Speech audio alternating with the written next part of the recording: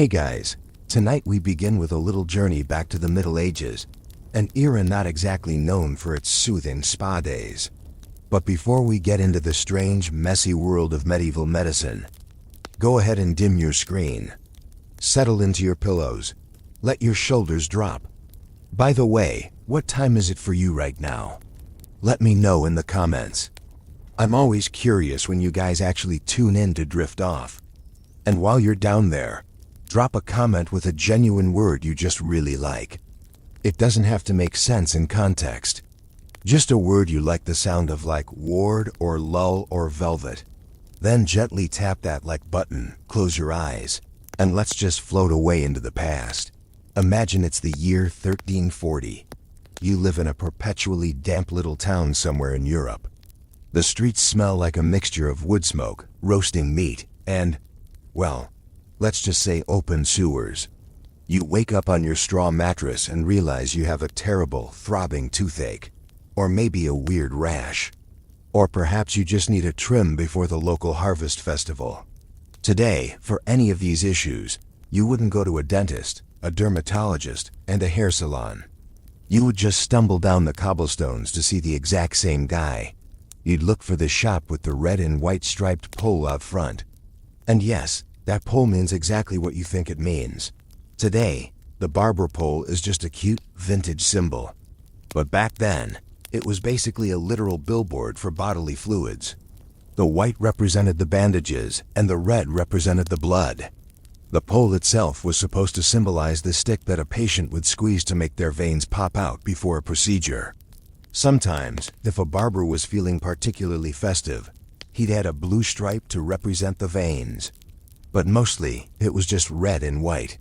And the reason those colors were striped in a spiral is because, after washing the bloody bandages, the barber would hang them outside on a pole to dry in the breeze. The wind would twist them around the wood. So you're walking down the street looking for medical help, and you just follow the flapping, stained rags. Because, sanitation was more of a vague suggestion back then. But how did the guy who cuts your hair also end up being the guy who cuts off your gangrenous toe? To understand this deeply weird career path, we have to gently drift back a bit further, to the monasteries of the early Middle Ages. Monks, as a rule, had to look a certain way. They had that classic tonsure, the bald spot on top of the head with the ring of hair around it. To maintain this extremely specific aesthetic, monasteries kept barbers on staff. Now monks were also the primary medical practitioners of the time. They read the old Greek and Roman texts. They grew the medicinal herbs. And they also practiced bloodletting, which was basically the medieval cure for literally everything. Got a fever? Let some blood. Got a cold? Let some blood. Feeling a bit sad? You guessed it. You have too much blood. Let's drain some out. But then, in the year 1123, the Pope issued a decree. The church decided that monks and priests, who were holy men, shouldn't be shedding blood. It was considered ritually impure. They were forbidden from participating in surgeries or bloodletting. So the monks had a problem. They still believed people needed to be bled to stay healthy, but they couldn't do it themselves. They looked around the monastery, saw the barber standing there with a very sharp razor, and basically said, "Hey you're good with a blade. You do it." And just like that, the barber-surgeon was born. Because why not hand over complex medical procedures to the guy who just trimmed your sideburns? From that point on, a massive social divide opened up in the medical world. On one side, you had the physicians. These were the elite, educated men who went to universities in Italy or France. They read Latin, they wore heavy, expensive velvet robes, and they absolutely refused to touch a patient. To them, manual labor was beneath their dignity. If you were rich enough to afford a physician, he would come to your bedside, look at you from a safe distance, consult an astrology chart to see what the planets were doing, and maybe examine a flask of your urine. Then, he would confidently diagnose you with an imbalance of the humors. The four humors were the foundation of medieval medicine. The idea was that the human body was filled with four liquids: blood, phlegm, yellow bile, and black bile. If you were perfectly healthy, your humors were balanced. But if you were sick, it meant one of those fluids was acting up. Too much yellow bile made you angry. Too much phlegm made you sluggish. Too much black bile made you depressed. And too much blood just made you, well, everything else. So, the physician in his velvet robe would point a manicured finger and prescribe a treatment. Usually bleeding, or maybe some blistering, or a strong laxative. But he wouldn't do it himself. Oh no, he would call in the barber-surgeon. Let's float over to the barber-surgeon's reality. He was considered a tradesman, a laborer. He didn't speak Latin. He learned his trade through an apprenticeship, usually starting when he was just a kid. He learned how to sweep the floor, how to hone a razor on a leather strap, and eventually, how to pull a molar without shattering the jawbone. His shop was a chaotic, multi-purpose space. You might walk in and see someone getting a nice relaxing hot towel shave on one side of the room, while on the other side, someone is getting an abscess lanced. The sounds alone would have been a bizarre mix of casual local gossip, the snipping of scissors, and the muffled groans of a guy having a dislocated shoulder violently popped back into place. The tools of the trade were laid out on a wooden table, and they were, of course, rarely washed. There was no concept of germs. A barber would finish lancing a boil, wipe the scalpel on his apron, and then use it to trim the next guy's beard. It was just a casual, deeply unhygienic Tuesday in the 14th century. One of the most common services offered was, as we mentioned, bloodletting, and there were a few ways to go about this. The most straightforward was venesection. The barber would tie a tight cloth around your arm, find a good thick vein, and just slice it open with a small blade called a phleem. The blood would drain into a special brass bowl. They actually had measurements on the inside of the bowl to know exactly how many ounces they were taking out. The patient would just sit there, bleeding into a bowl, until they fainted. Fainting was actually considered a sign that the treatment was working. Because, obviously, if you pass out from blood loss, you're deeply relaxed. If slicing the vein seemed too extreme, the barber had other, more creative options. Like cupping. This involved taking a glass cup, heating the inside with a flame to burn up the oxygen, and then pressing it onto the patient's skin. As the air cooled, it created a vacuum, sucking the skin up into a tight, red blister. Sometimes they would scarify the skin first, making a bunch of tiny cuts, so the vacuum would physically pull the blood out. It left you looking like you'd lost a fight with a giant octopus. And then, of course, there were the leeches. Every respectable barber-surgeon kept a jar of squirming, hungry leeches on his counter, right next to the hair tonic. Leeches were actually considered the more gentle, delicate option. They were usually used for soft tissues, or areas where you couldn't easily make a cut, like around the eyes or the mouth. The barber would just fish a leech out of the water, plop it onto your face, and let it gorge itself until it was fat, happy, and fell off on its own dot. It's completely wild to think about the level of trust people placed in these guys. Imagine going to your local barber today, the guy who always messes up your fade, and asking him to casually extract a bladder stone. But for the common people, the barber-surgeon was the only option. Physicians were for kings and dukes. The barber-surgeon was for the blacksmith, the baker, and the peasant. And to their credit, because they actually touched people and performed hands-on work, the barber-surgeons eventually became much better at practical anatomy than the fancy physicians who just read books. In fact, some of them got really good at it. If you were a soldier in a medieval army, your life was entirely in the hands of the military barber-surgeon. When an arrow punctured a lung, or a sword shattered a collarbone, the physician wasn't coming out to the muddy battlefield. The physician was safely back in a tent, probably checking his horoscope. It was the barber-surgeon who was out there in the dirt, dragging guys into the medical tent, handing them a piece of wood to bite down on, and pulling out a terrifyingly large saw. They performed amputations with astonishing speed, because, without anesthesia, speed was the only mercy they could offer. They would hack through the bone and then cauterize the stump with boiling oil or red-hot iron. It was brutal, it was horrifying, and a lot of people died from shock or infection, but it was the best they had. The barber-surgeons were the ones actually trying to put the puzzle pieces of the human body back together, even if they were doing it with dirty hands and a misplaced faith in leeches. And despite the grim nature of the work, some barber-surgeons managed to climb the social ladder.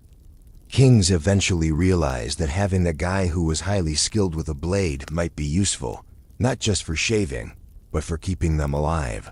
Take, for example, the royal barber-surgeons of the English court. They were given salaries, fine clothes, and special privileges, but it was a stressful gig. Imagine being the guy assigned to shave King Henry VIII. You're holding a razor to the throat of a man who famously beheaded his wives when he got bored of them. One little nick on the royal chin, and you might find yourself taking a very permanent trip to the Tower of London. So you can imagine the sheer sweaty focus required for that morning shave. These royal barbers often became confidants to the kings. Because when you're standing over someone with a blade, performing an intimate service, people tend to talk. The barber-surgeon wasn't a stuffy noble or a judgmental priest. He was a practical guy. Kings would complain to their barbers about their digestion, their wives, and their political rivals. The barber would just nod, apply another warm towel, and maybe suggest a nice round of leeches for the royal gout. As the centuries rolled on, the tension between the pure surgeons, who were starting to professionalize, and the everyday barbers grew.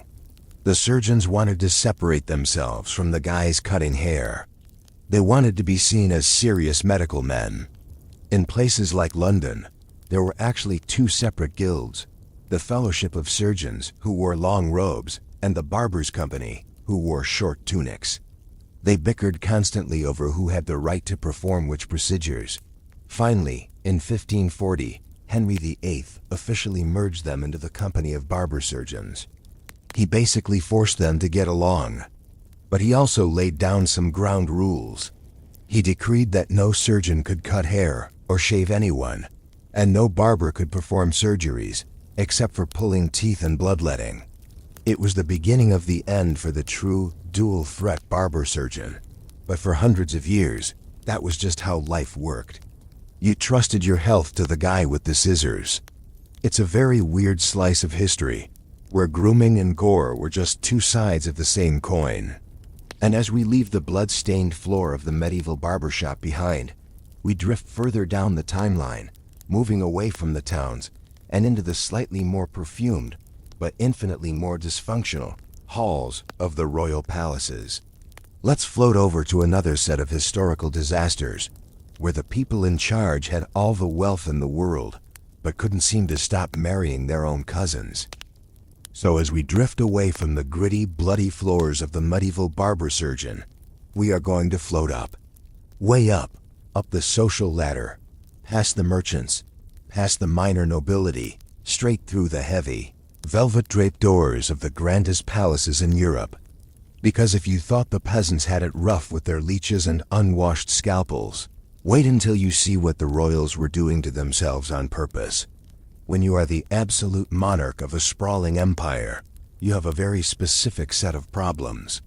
You have unimaginable wealth, vast armies, and palaces filled with more tapestries than any one person could ever reasonably need to look at. But you also have a deep, paralyzing fear that someone else might get their hands on your stuff. The solution, at least to the royal mind, was simple: keep the wealth in the family. And the easiest way to do that was to just marry your family. Because why risk sharing your toys with a foreign dynasty when you can just marry your uncle? This brings us to the Spanish Habsburgs. If royal family trees are supposed to branch out and flourish, the Habsburg family tree was more of a tightly woven, deeply confusing family wreath. For about 200 years, this family ruled over a massive chunk of the globe: Spain, parts of Italy, the Netherlands, and vast territories in the Americas. They were the ultimate superpower. But behind the closed doors of their drafty, stone palaces, they were quietly mutating themselves into oblivion. To understand how this happened, we have to start with a love story. A really tragic, deeply uncomfortable love story. In the late 1400s, Joanna of Castile, who would eventually be known to history by the very chill nickname Joanna the Mad, married a Habsburg archduke named Philip the Handsome. Now, handsome is a highly subjective term, especially in the 16th century. Back then, if you had a relatively symmetrical face, all your teeth, and didn't actively smell like an open sewer, you were basically a medieval supermodel. So Philip was considered quite the catch. Joanna was completely, obsessively in love with him. Philip, unfortunately, was mostly in love with Philip and perhaps a few of Joanna's ladies-in-waiting. He was a notorious philanderer. Joanna's jealousy was legendary. She would throw absolute furniture-smashing tantrums, which, to be fair, was a somewhat reasonable reaction to her husband's blatant cheating. But the Spanish court just wrote it off as her losing her mind. Then, in 1506, Philip suddenly died of a fever. He was only 28. Joanna's reaction to this was, well, it was a lot. She was so paralyzed by grief that she refused to let his body be buried. She decided that Philip needed to be moved to a royal tomb in Granada, which was hundreds of miles away. But instead of just sending the coffin, she led the funeral procession herself. And because she was terrified of women looking at her dead husband, because, of course, that was her primary concern, she insisted they only travel at night. Imagine being a peasant in the Spanish countryside, waking up at 2 in the morning and looking out your window to see the Queen of Spain walking behind a velvet-draped coffin, surrounded by monks carrying torches.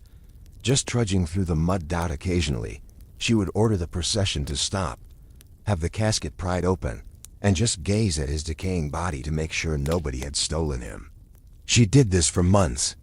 Eventually, her father had to step in, gently take the kingdom away from her, and lock her in a convent for the rest of her life. But Joanna and Philip had already done the one thing royals are supposed to do. They had kids. And those kids inherited a vast empire, along with the very beginnings of the famous Habsburg jaw. Let's talk about that jaw. It's officially known as mandibular prognathism. In plain terms, it means your lower jaw outgrows your upper jaw. It juts forward, making your lower lip droop, and preventing your top and bottom teeth from ever actually meeting. It wasn't just a quirky family resemblance. It was a dominant genetic trait that they just kept doubling, tripling, and quadrupling down on with every generation. Joanna and Philip's son became Charles V, the Holy Roman Emperor. He was arguably the most powerful man in the world. He controlled a literal empire upon which the sun never set. But he was also a man who literally could not chew his own food, because his jaw was so severely underbitten. Charles had to eat by just sort of gumming his food and swallowing it whole. Naturally, this gave him a lifetime of horrific indigestion. Imagine being the ruler of half the known world, trying to negotiate treaties with the Pope and fight off the Ottoman Empire, while simultaneously dealing with the worst acid reflux in human history. It's no wonder he was known for being a bit grumpy. Charles was also deeply self-conscious about his face. Ambassadors visiting his court would write letters back home, noting that the emperor looked, well, a bit like a half-baked potato. When his mouth was closed, it looked like he was constantly pouting. To compensate, Charles grew a massive, fluffy beard, hoping no one would notice the architectural disaster happening underneath it. Eventually, the stress of ruling the world and perhaps the chronic stomach aches got to him. In a move that was actually quite rare for a king, Charles just quit. He abdicated the throne, handed the Spanish Empire to his son, and retired to a monastery. But he didn't live like a monk. He brought a massive entourage, rich foods he still couldn't chew, and a sprawling collection of clocks. He spent his final years obsessed with trying to get all his clocks to tick in perfect unison. When he couldn't do it, he reportedly muttered that it was foolish of him to try and make an entire empire agree on anything, when he couldn't even get a few pieces of metal to keep the same time. It's a very melancholic, gentle end for a guy who spent his life conquering continents. But Charles's son, Philip II, took over the family business. And he also took over the family tradition of marrying relatives. Philip II was a man who loved paperwork. He was the ultimate micromanager. He spent his days sitting in his massive cold palace called the Escorial, just reading reports. writing marginalia in the margins and rarely leaving his desk. The Escorial itself is a perfect reflection of the Habsburg vibe. It is a massive, gray, incredibly bleak stone rectangle that looks less like a palace and more like a high-security medieval DMV. It's cold, it's drafty, and it has a massive crypt in the basement just waiting for the family to fill it up. Philip II married 4 times. His first wife was his double first cousin. His fourth wife was his own niece, Anna of Austria. When he married Anna, the Pope actually had to issue a special dispensation, basically saying, "Look, I know she's your sister's daughter, which is deeply weird, but you guys are rich, so I'll allow it." And this is where the genetic math starts to get really dark and really sad. When you marry your niece, you are shrinking the gene pool to a puddle. The infant mortality rate in the Habsburg family skyrocketed. Philip and Anna had 5 children together. Only one lived past the age of 8. That surviving child was Philip III. He married his first cousin once removed. They had Philip IV. Philip IV then married Asterisk's own niece, Mariana of Austria. By the time we get to Mariana and Philip IV, the family tree is a biological disaster area. Mariana was actually engaged to Philip IV's son, her cousin. But when the son died, Philip IV, who was 30 years older than her, just shrugged and said, "Well, the wedding is already paid for," and married her himself. Because why let a perfectly good niece go to waste? This union produced the final tragic punchline of the Spanish Habsburg dynasty, King Charles II. Poor Charles. He was known as El Hechizado, or the Bewitched, because the people of Spain looked at him and genuinely believed he had been cursed by witchcraft. The truth, of course, was much sadder. He wasn't cursed by witches. He was cursed by 2 centuries of aggressive uncle-niece marriages. To give you an idea of just how tangled this was, a normal person has 8 great-grandparents. Charles II only had 4.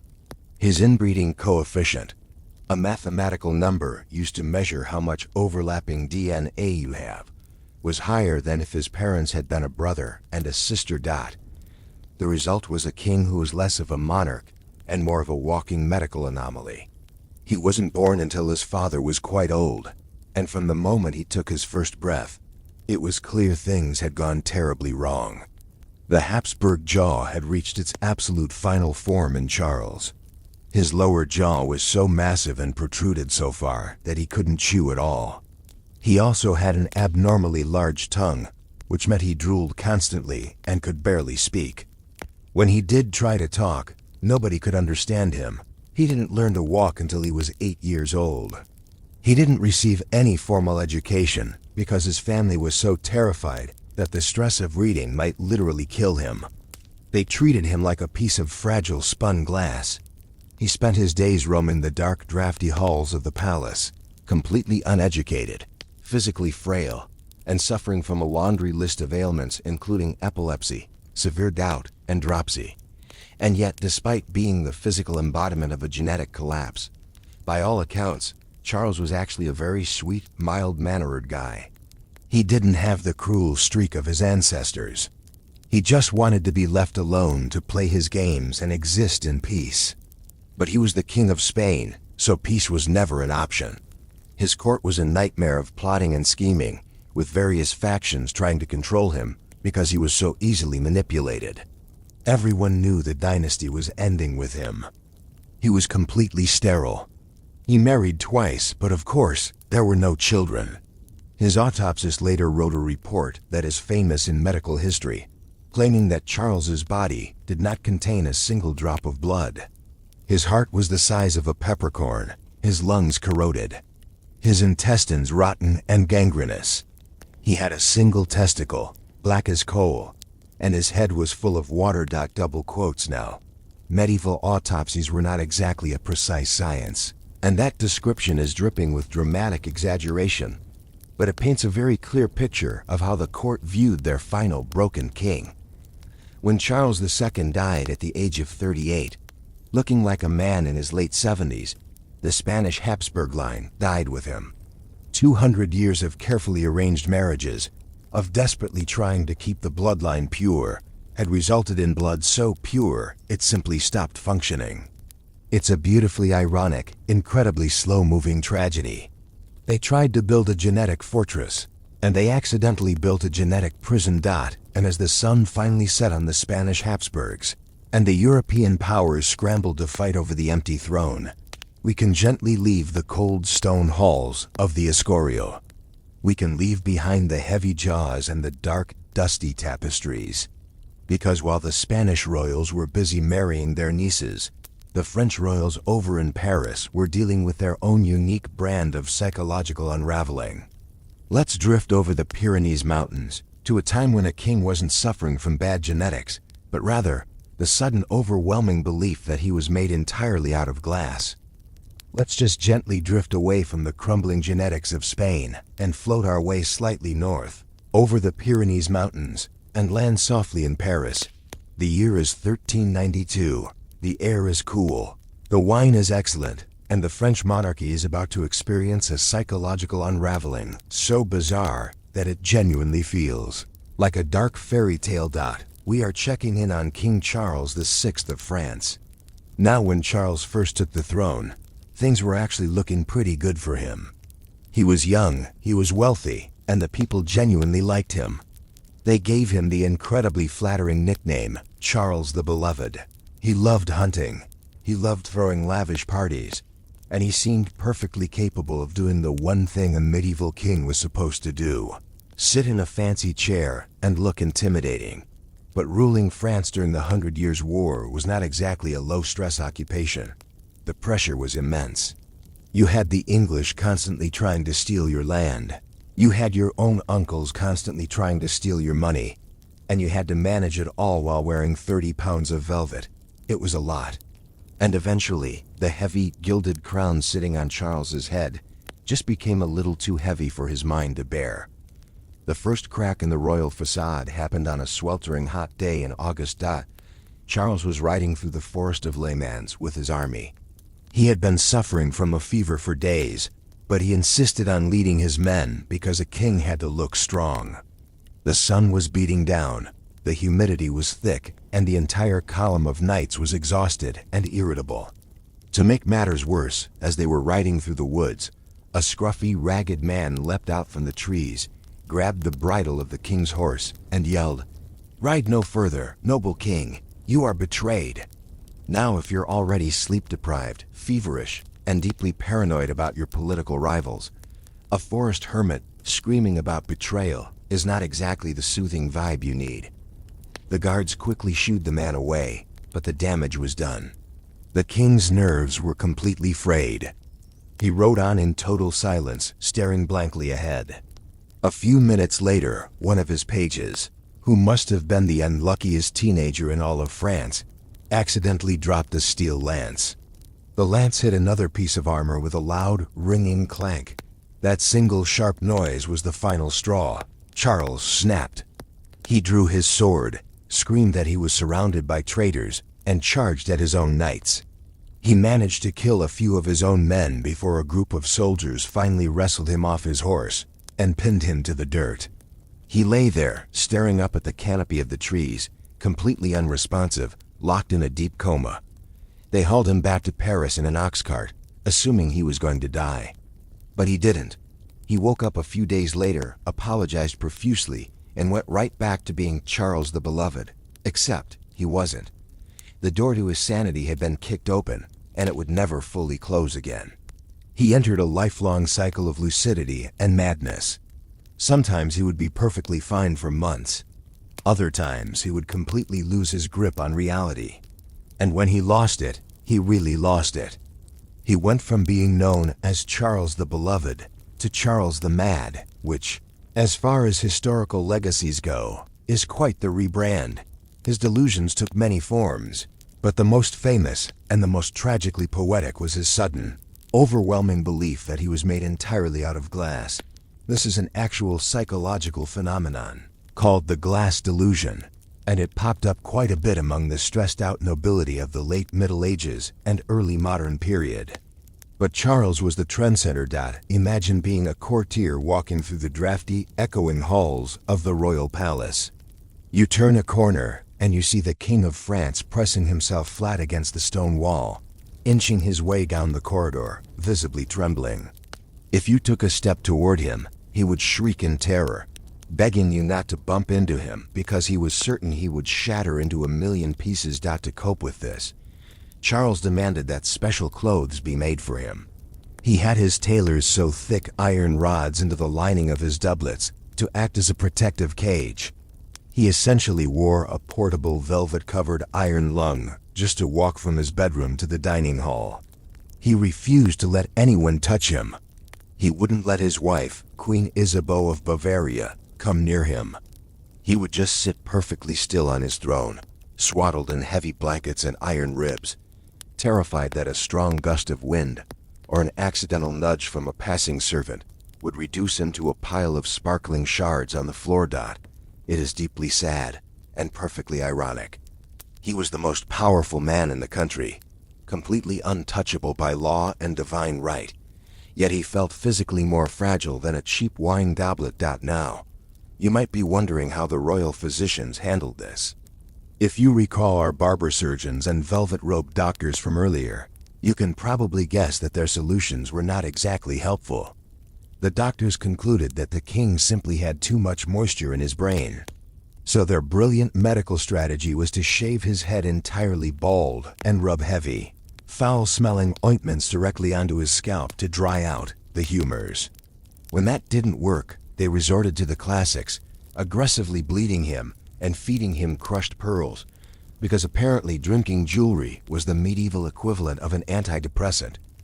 Unsurprisingly, the crushed pearls did not cure his schizophrenia. With the king entirely incapacitated for long stretches of time, the court had a problem. They needed to keep him distracted, and they needed to keep the public from realizing just how far gone their monarch really was. This led to what is arguably the worst party idea in recorded history. It was January 1393, just a few months after his first mental break in the forest. One of the Queen's ladies-in-waiting was getting married, and the court decided to throw a massive lavish masquerade ball to celebrate, hoping it would cheer Charles up. The king's brother, the Duke of Orleans, decided it would be hilarious if he, the king, and 4 other nobles crashed the party dressed as woodwoses or wild men of the woods. This was a popular mythical trope at the time. To achieve the wild man look, they put on linen tunics, smeared themselves completely in pitch and tree resin, and then rolled around in flax and hemp until they looked like giant bipedal mops. Now, I don't need to tell you that coating yourself in highly flammable tar and dry plant fibers before walking into a dark, medieval banquet hall, lit entirely by hundreds of open-flame torches, is a bad idea. It was a profoundly stupid idea, even for the 14th century. Because the costumes were so dangerous, strict orders were given. Absolutely no one was allowed to bring a torch onto the dance floor. So, the king and his 5 friends run into the hall, chained together, howling like wolves and shaking their flaxen hair. The crowd loves it. It's a great bit. But then, the Duke of Orleans, who was running late and had apparently missed the no-fire memo, walks into the hall holding a lit torch. He leans in close to try and guess the identity of one of the wild men. A single spark drops from the torch onto the pitch-soaked flax. Within a fraction of a second, the noblemen are engulfed in a massive pillar of fire. The screaming starts immediately. The chains linking them together begin to melt into their skin. The banquet hall erupts into pure, stampeding chaos. Charles VI, completely covered in fire, was miraculously saved by his 15-year-old aunt, the Duchess of Berry. She realized it was the king, threw him to the floor, and threw her massive, heavy brocade skirt over him, smothering the flames. Another of the wild men survived by breaking his chains and diving headfirst into a giant wooden vat of wine that was sitting in the corner for the party guests. But the other 4 nobles burned to death in the middle of the dance floor, while the rest of the court watched in utter horror. The event became known as the Bal des Ardents, the Ball of the Burning Men. If King Charles's mind was teetering on the edge before this party, the trauma of watching his closest friends burn alive while wearing identical costumes, pushed him straight off the cliff. After the Bal des Ardents, his condition deteriorated rapidly. The glass delusion was just one of his many phases. During other episodes, he would completely forget his own name. He would forget he was the King of France. If someone called him Charles, he would look at them blankly and say, "My name is George. My coat of arms is a lion crossed with a sword." He completely erased his wife from his memory. When Queen Isabeau would come to visit his chambers, he would hide in the corner and whisper to his servants, "Who is this woman staring at me? Find out what she wants and make her go away." To Isabeau's credit, she eventually just stopped trying, set up her own separate household, and let him wander, and wander he did. During his darkest periods, Charles would roam the endlessly winding corridors of the Hotel St. Paul, a massive royal residence in Paris. He would run through the halls for hours on end, howling like a wolf until he collapsed from exhaustion. He refused to bathe, he refused to change his clothes, and he refused to let anyone touch him to groom him. Imagine the reality of this. You have the absolute ruler of one of the wealthiest nations on earth, covered in dirt, sporting a matted waist-length beard, smelling absolutely horrific, and howling at the tapestries. The royal council was practically tearing their hair out. They couldn't depose him, because he was anointed by God. But they also couldn't have him smelling like a wet dog during diplomatic meetings, not so. They resorted to hiring a group of very strong, very brave men. Once every few months, these men would put on heavy leather armor, mostly to protect themselves from the king's biting and scratching, and they would literally ambush him in the hallway. They would tackle the King of France to the stone floor, strip him naked by force, scrub him down with cold water, and dress him in clean clothes. Charles would scream and thrash the entire time, utterly convinced he was being murdered by demons. Then, once he was clean, he would often snap back to his senses. He would look down at his clean velvet robes, see the terrified, exhausted faces of his courtiers, and begin weeping, apologizing for whatever he had done. He would sign a few treaties, act completely normal for a month, and then, slowly, the shadows would creep back in, and he would begin looking at his hands, wondering if they were starting to look a bit transparent. His reign lasted for 42 years. 42 years of this endless, exhausting cycle. The court learned to just build their lives around his madness, creating a bizarre shadow government, while their king tiptoed around in his iron underwear. It is a deeply sad story. An endless loop of a man trapped inside his own cracking mind, completely isolated by the very power that was supposed to protect him. But as we let the tragic howling of King Charles fade into the quiet background of history, we realize that kings and queens weren't the only ones suffering from the bizarre standards of royal life. Sometimes, the weirdness started long before they ever put on a crown. Let's gently drift away from the mad kings and float into the incredibly strange, heavily supervised, and frankly deeply depressing world of medieval royal childhoods. Because if you thought growing up was hard, wait until you hear about the kids who were put in charge of entire countries before they even knew how to tie their own silk slippers. Let's just gently drift away from the crumbling mind of Charles VI and the soot-stained floors of the French court. We're going to float back to the very beginning of the royal life cycle. Because, to truly understand why so many of these monarchs ended up deeply, fundamentally broken, you have to look at how they started. If you think growing up today is stressful, with school pressures and social media, I want you to imagine being a 6-year-old who is actively responsible for the gross domestic product of a medium-sized European nation. For a medieval royal, the weirdness began literally the moment they were born. There was no such thing as a private, intimate delivery. If you were a queen going into labor, you were essentially the star of a highly anticipated, high-stakes spectator sport. When a royal heir was due, the queen was ushered into a specialized chamber that was sealed off from the rest of the palace. Every window was heavily shuttered and draped with thick, dusty tapestries to keep out the evil air. There was no ventilation. It was dark, it was suffocatingly hot, and it was packed to the brim with people. You'd have midwives, of course, but you'd also have a dozen ladies in waiting, a handful of priests murmuring in Latin, and a rotating cast of nobles and bishops just standing around, sweating into their velvet, waiting to visually verify that the baby was a boy and that nobody had smuggled a peasant child in a warming pan. It was the ultimate invasion of privacy, all done by the flickering, shadowy light of beeswax candles. Once the baby actually arrived, the parents did what any loving medieval power couple would do. They immediately handed it off to a stranger and went back to governing. Royal mothers rarely nursed their own children. That was considered manual labor. Instead, the baby was given to a wet nurse. But this wasn't just any woman. A royal wet nurse was essentially put through the medieval equivalent of an FBI background check. They firmly believed that a child inherited the personality traits of the woman whose milk they drank. So the physicians would scrutinize the nurse's diet, her complexion, and her general vibe.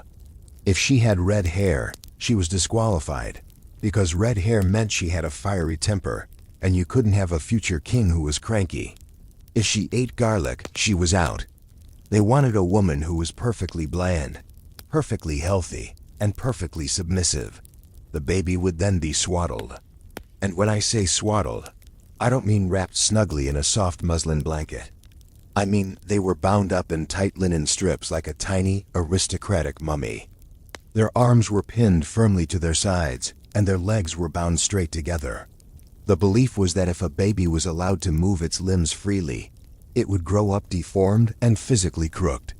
So for the first few months of their lives, royal infants were basically treated like plush planks of wood. Sometimes the nurses would just hang them on a peg on the wall while they swept the floor. Just a little royal burrito dangling in the drafty hall, waiting to inherit the throne of England.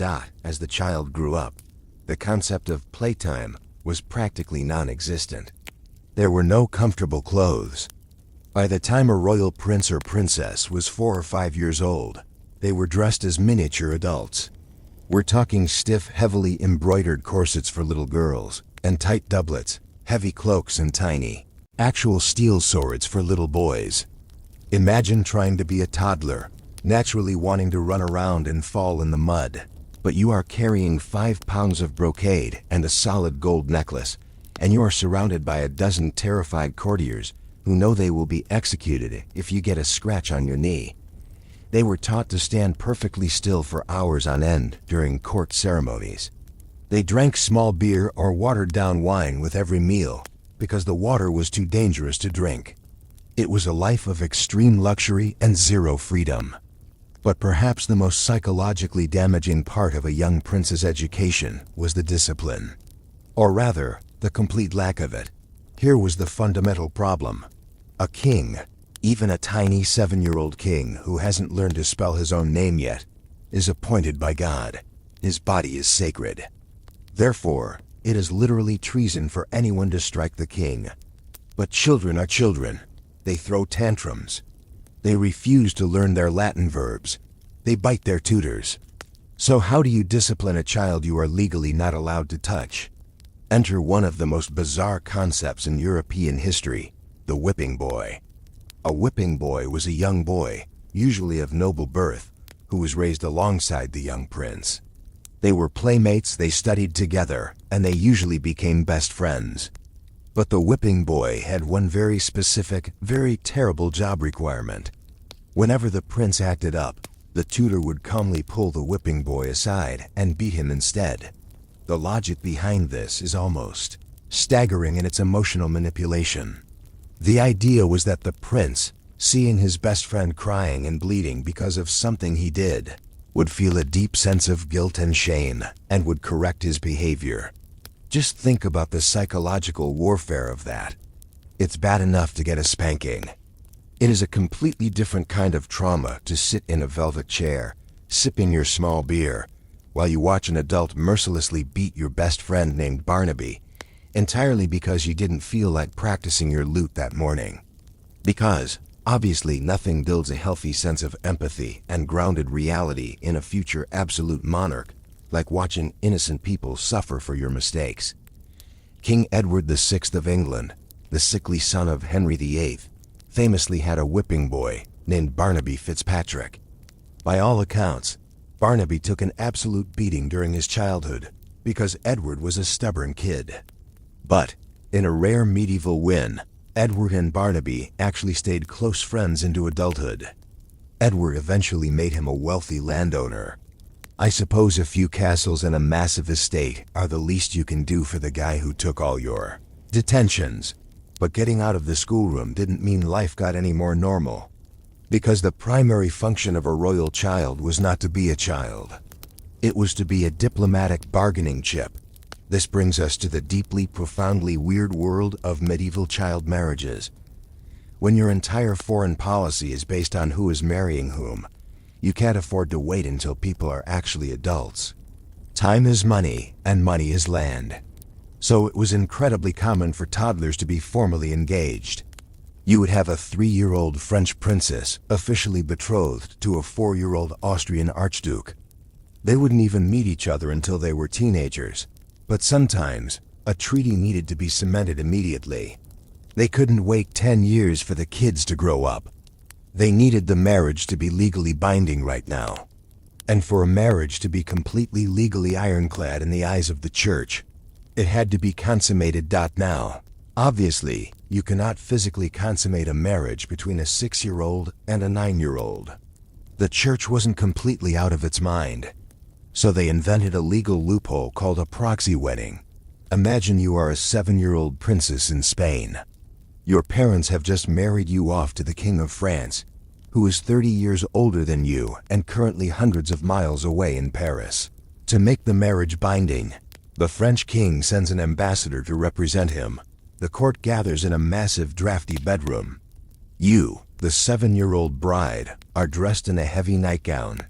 The ambassador, a fully grown bearded man representing your new husband, comes into the room. He takes off his shoes and his outer coat.